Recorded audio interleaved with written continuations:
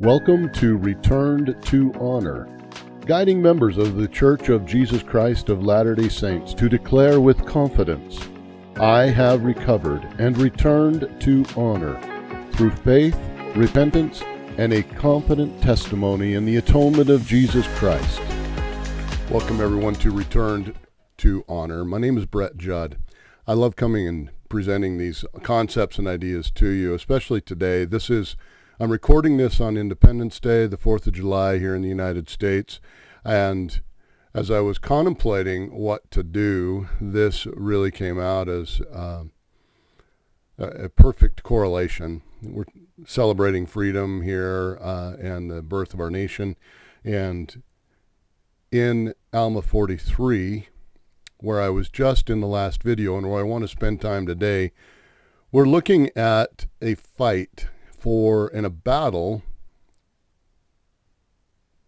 for liberty, being able to avoid bondage, being able to stay out of the snares of the Lamanites. And what a perfect day to record more on that idea. And so if you're new to the channel, Returns to Honor is a place to come together for those who are dealing with any form of addiction or behavior that's keeping them away from the level of participation in the gospel of Jesus Christ that you would desire to have, and is perhaps keeping you from the temple. President Nelson has admonished us to prepare now, to prepare earnestly, to be urgent in our activities, to prepare for the second coming of Jesus Christ. And this channel and my message is to everyone who is trying to do that, but who perhaps is struggling to find themselves on the wrong side of bondage, who has found themselves trapped in behaviors that are considered addictions or that keep them away from being able to have an active temple. Recommended to be able to find yourself as often as situation allows, as President Nelson has said, in the temple. And so that is what we're doing here. That is why we're here. That's why I've created the Returned to Honor program, the addiction recovery that is helping individuals find themselves back into full activity. A little bit of knowledge about me for those who don't know. I am a licensed clinical social worker.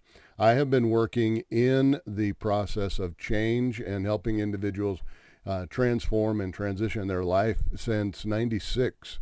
Nearly 30 years, 29 years that I've been at this work. And after seeing a lot of problems within the programs that were available for members of the church, or for anybody for that matter, but particularly those who are members of the church who believe in the power of the atonement, who believe in the power of faith in Jesus Christ and what he has done for us. It's hard to find that out in the therapeutic community. It's almost impossible to find that in the addiction recovery community. And I'd had enough clients say to me, where can I find something that actually helps me, because I want to recover, I want to say I have recovered, and that I am able to come into this full belief that I am a child of God. I am not an addict. I am not my behavior. I don't want to identify as my behavior the rest of my life. I am a child of God. I believe in the power of the atonement to help me become stronger, better, and to overcome.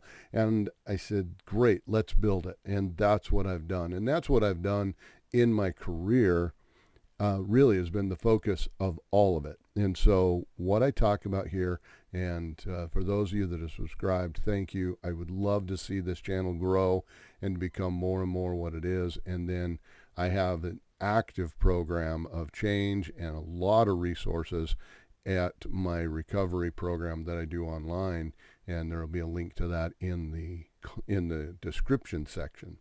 But what I want to jump into today, let's just dive into this, and let's get back some foundation here.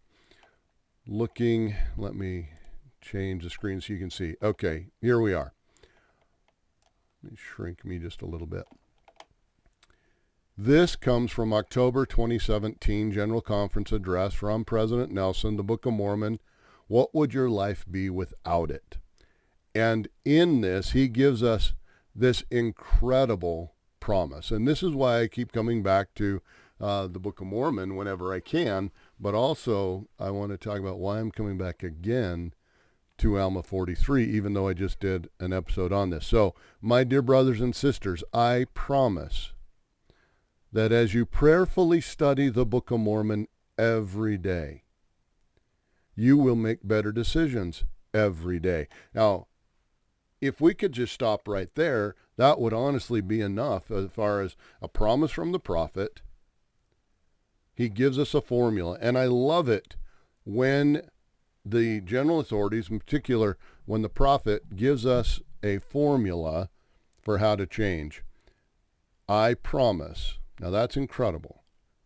As you prayerfully study, and so there's the action, prayerfully study, and then the what?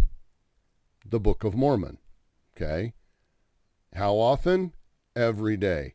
And then what is the outcome? What is the promise? You will make better decisions every day. And so I know that I need that.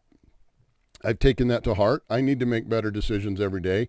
If I am one who is dealing with an addiction, if I am one who's dealing with, as Nephi said, sins that do so easily beset me and hold me back, well, I could absolutely use this promise to be able to make better decisions every day, but he doesn't stop there. I promise that as you ponder what you study, so we get up, we pray, we study, and then we spend some time mulling it over, letting it sink in, letting it swim around a little bit in there, and we ponder it. The windows of heaven will open, and you will receive answers to your own questions and directions in your own life. If you've ever felt lost, I have felt lost, and I know a lot of my clients have felt lost. That second promise is absolutely amazing. Now, this word, and I talked about this in the other video, and so I apologize for those who have been following along, and if you haven't seen this, but there's so much here. I promise that as you daily, again, every day is how often, as you daily immerse.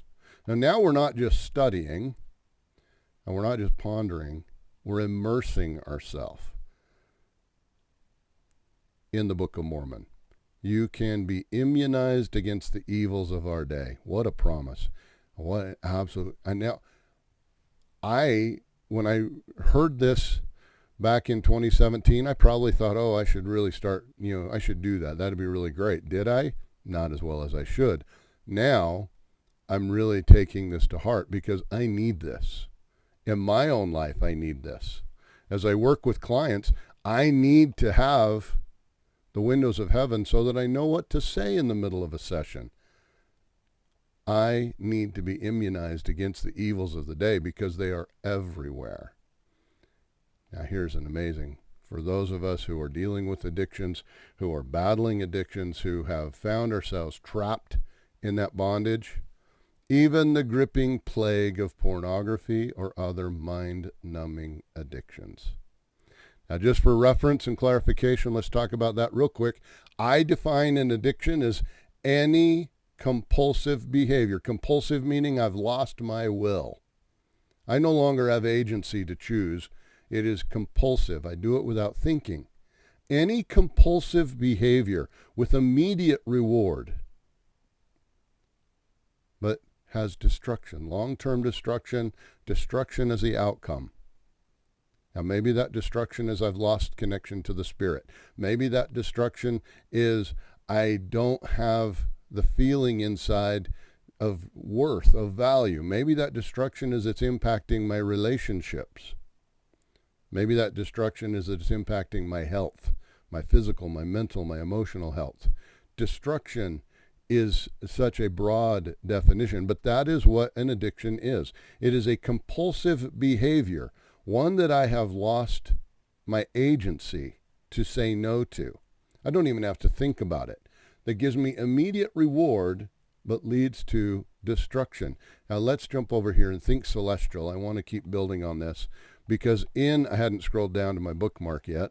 In 2023, when President Nelson did his address, Think Celestial, he made us this. Now think about this with what we just talked about with addiction. As you think celestial, you will find yourself avoiding anything that robs you of your agency. Is that not an addiction? Is that not a compulsive behavior? I do it without even thinking. I do it without even thinking about what I'm going to do. I just do it. And I was talking with somebody yesterday, and I know that most of my listeners don't drink coffee, but we were trying to put into perspective, and they aren't a member of the church, and so I could use this definition easily. Like, what does that mean? Compulsive.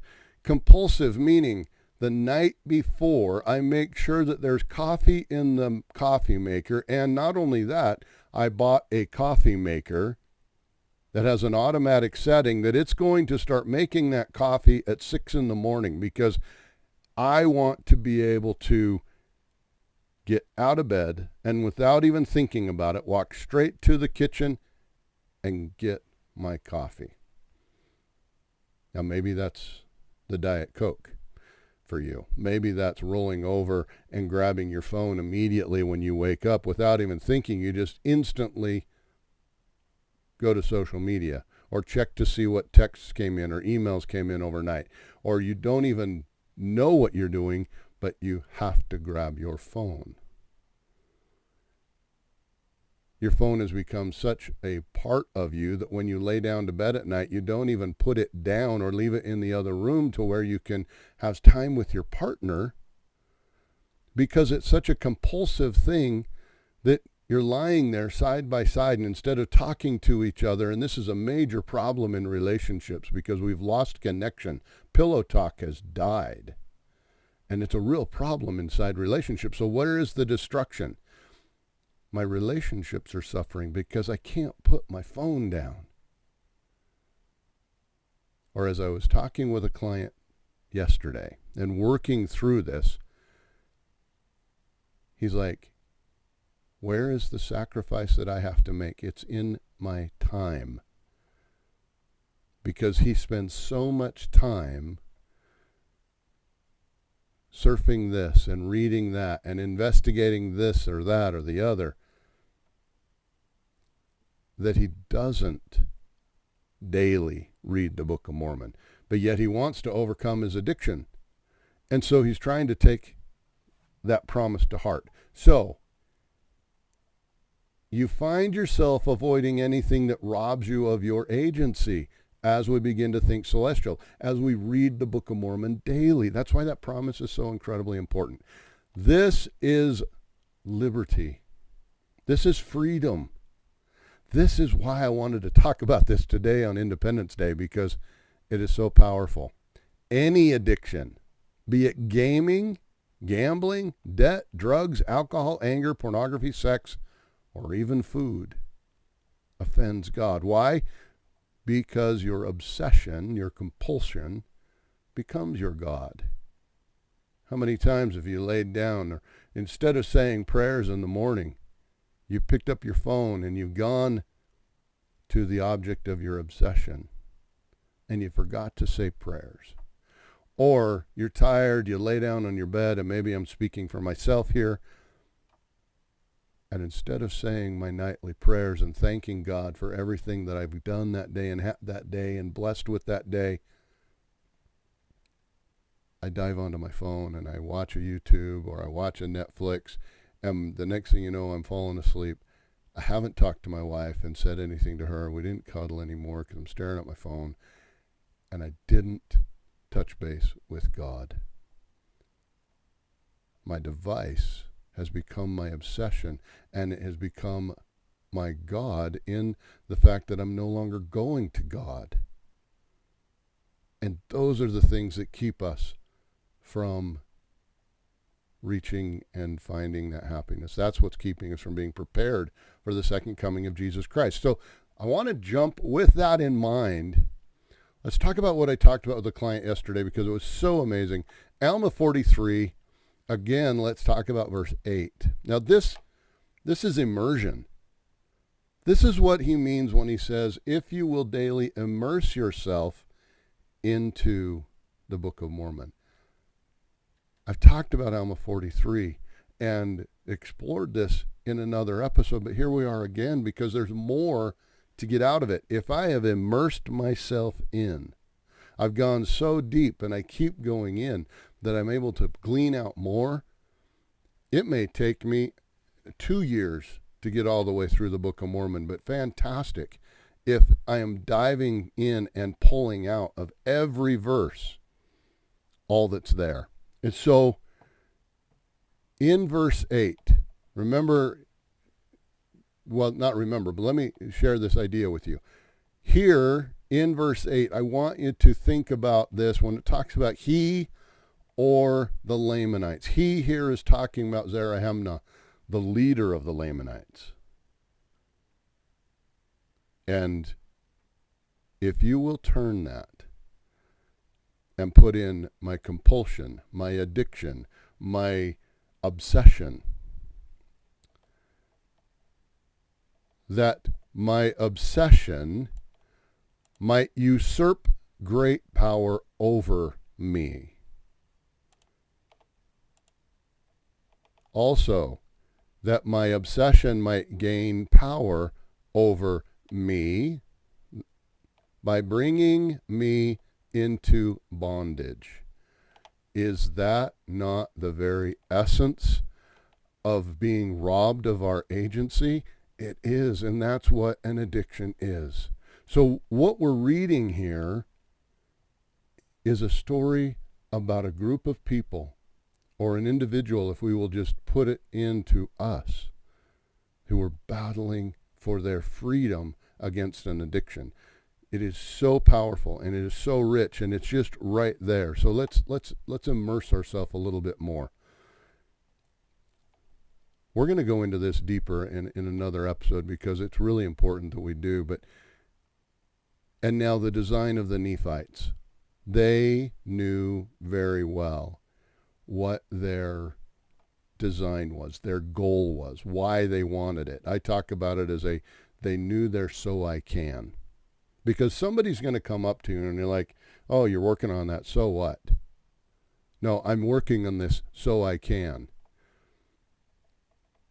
Their design was for their land and their houses and their families, their wives, their children, that they wanted to preserve them from the hands of their enemies. They didn't want them to have bondage.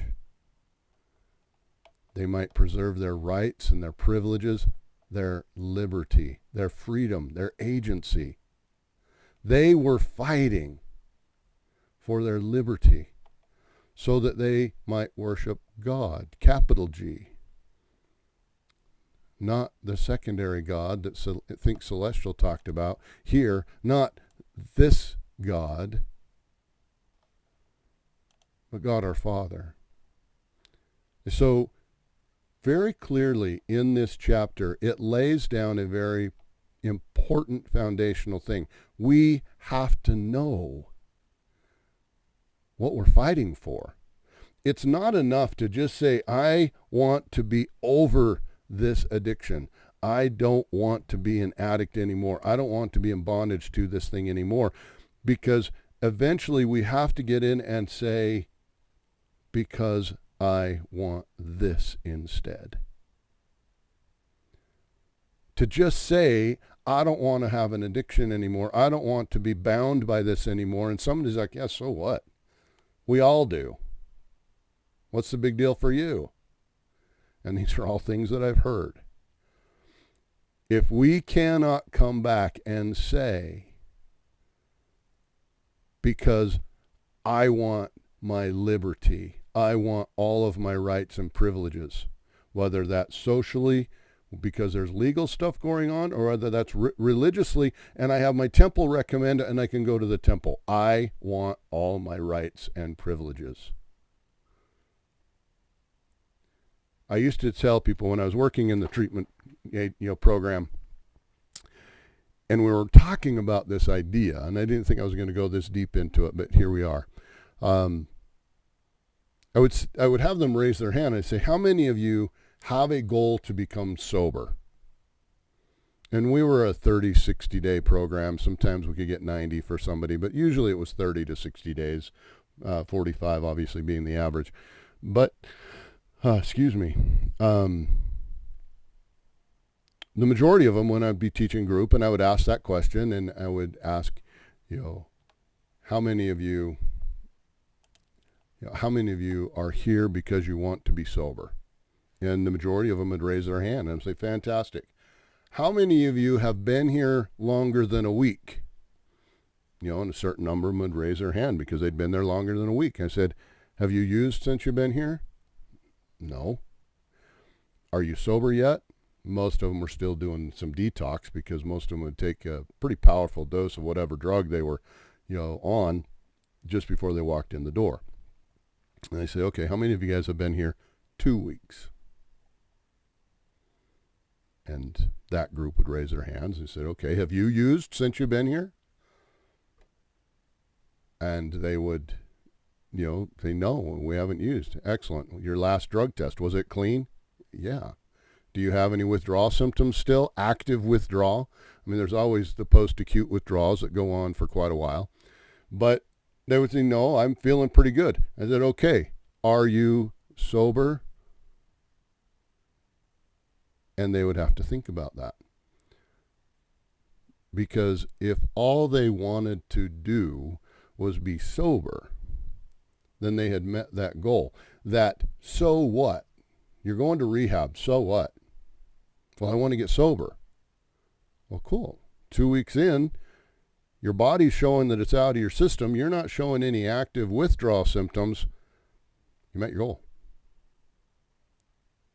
So why is it that you're still here? Why don't you want to leave yet?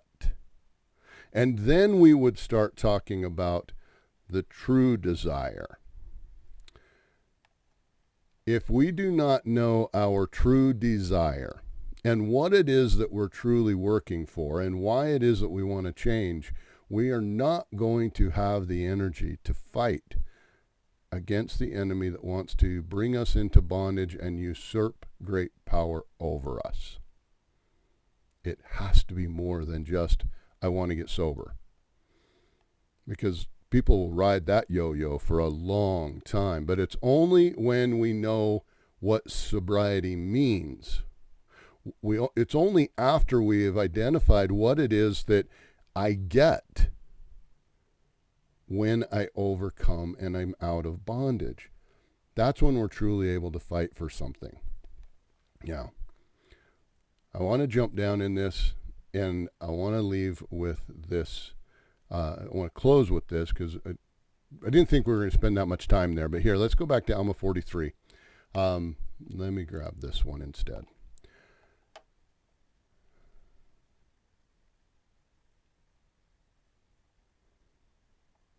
This right here is such an important piece because it's a really important thing that we need to talk about.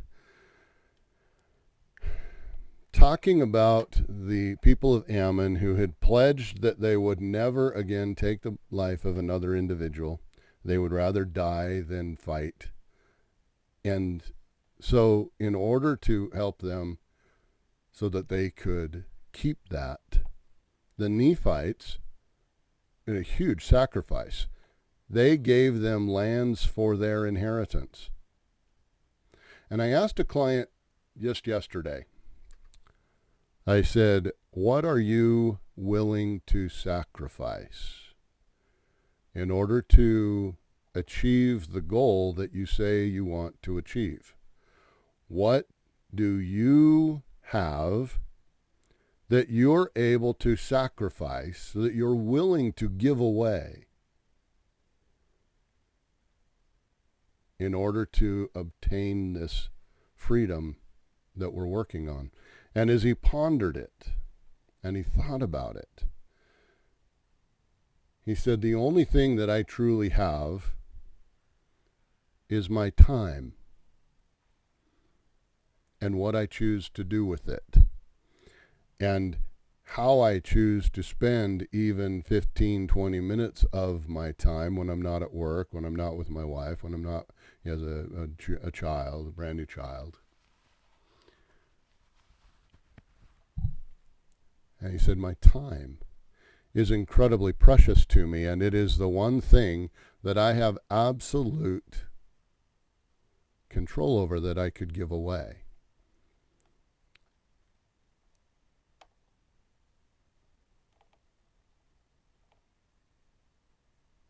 And we have to remember this. And as he was talking about that, we went to verse 13. The Nephites were compelled, or I was compelled, alone to withstand against the Lamanites, my addiction, my enemy, this thing that wants to usurp power over me, was compelled alone. We can have all the support groups that we want. We can have all of the sponsors and friends and neighbors and good people around us. But at the end of the night, we alone are the ones fighting us, especially if I'm not leaning in and leaning on God. And so one of the things that is critical here is that because we're making these choices are our choices. This is a singular fight, but we don't have to fight it alone. In this address, April 2023, President Nelson, the answer is always Jesus Christ. When I feel alone, I can always turn to Jesus Christ. Here, whatever question or problem you have, the answer is always found in the life and teachings of Jesus Christ. And that is so absolutely very true. I wanted to do an episode on this, and I probably will, but let me just, I want to give this, and I'll close here. So last Sunday, I had an incredible opportunity to speak in a ward at their 5th Sunday gathering of adults. And this really amazing sister, and I say she's really amazing. I didn't talk to her after, but just from the way she asked this question and the faith that she exposed in the statement that she made, I think it was obvious that she's a pretty incredible person. As we're talking about addiction, as we're talking about these compulsions and obsessions, and how do we get out of them, and how do we break past them and get our freedom back? She raised her hand and asked for the mic, and she said, I think something that we have to remember in all of this is that Jesus Christ, just as President Nelson did here, the answer is always Jesus Christ. Jesus Christ, through his atonement, has given us the greatest gift that we could hope for and have. And she's absolutely right. She's absolutely right.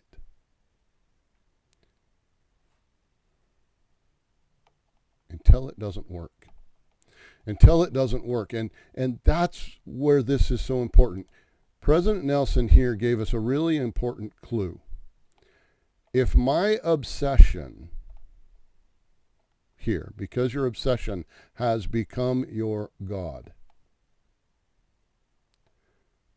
and I've lost my will and my agency to my obsession.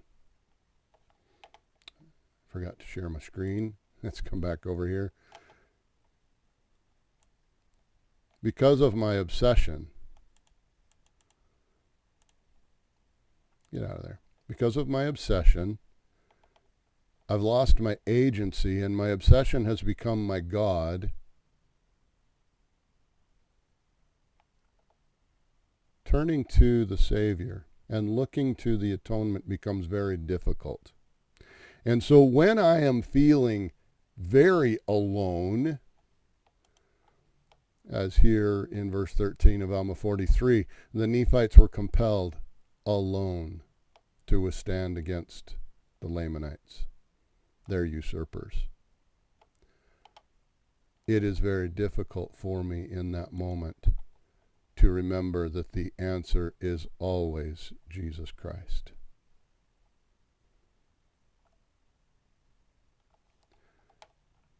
And so one of the things that's really important for us, if we're wanting to mourn with those that mourn, to comfort those that stand in need of comfort, to live up to our baptismal covenants, to help others, and to bring them in, is we need to be there to support them, to validate them, to strengthen them, to lift them up so that they're able to turn to Jesus Christ.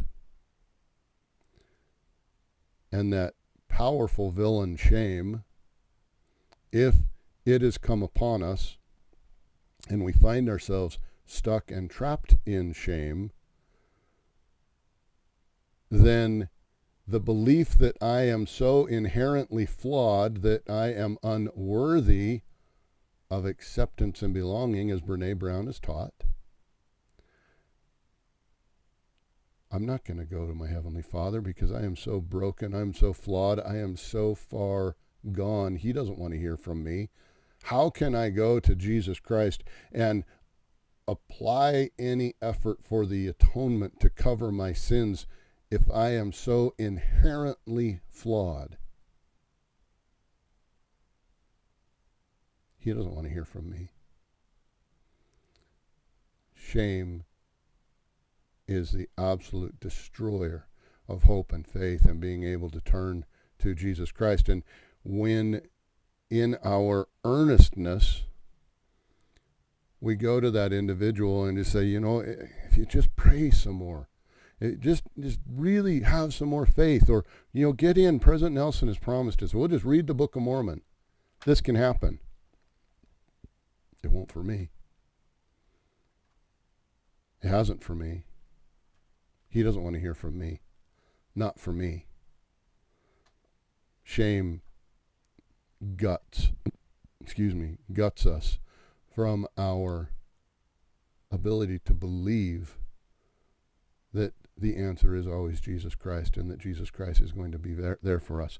It is the thief of hope that I can actually fight against and find liberty out of my bondage. We're not our behavior.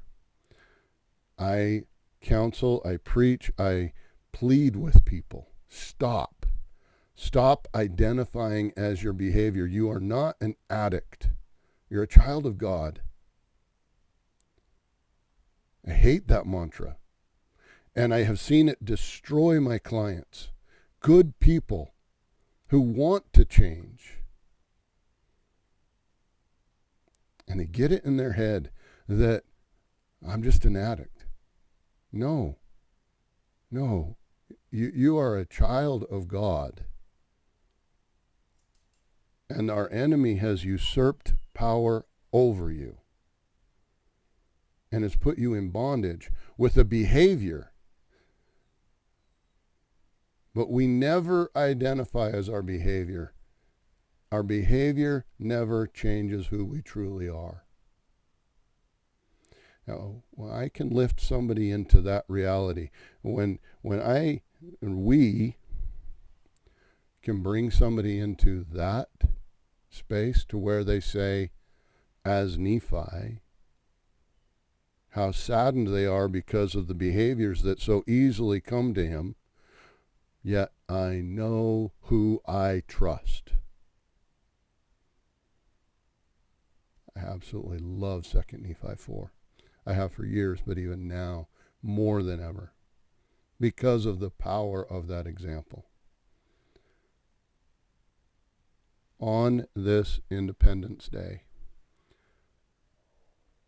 my plea to you, if you are one who is stuck in an addictive cycle, if you have obsessions, compulsive behaviors that are keeping you in bondage and out of activity and access, stop immediately from identifying as that behavior. You are a child of God. He loves you. He wants you to come back. He wants you to lean into him. The atonement of Jesus Christ is there for you, just as it is for anybody else. Do not give in and identify as a behavior.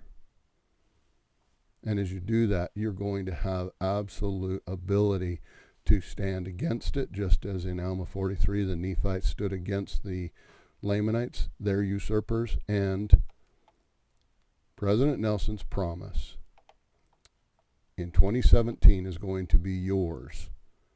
Read the Book of Mormon. Prayerfully study it every day.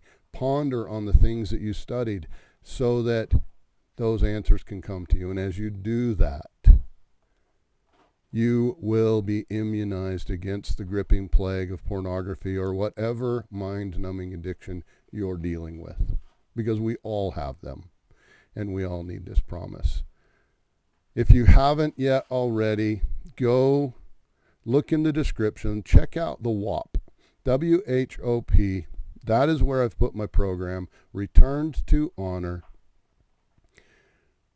We're starting to gather there. We're starting to come together. I do live trainings in there to the group members, and we're going to get ourselves back into a place where we can truly be able to receive all of our rights and privileges by getting back into the temple and be where we need to be for the second coming of Jesus Christ. I love teaching these concepts to you. I love bringing this to you, and I hope that you can feel that. There is a power in this perspective and in this way of doing the work.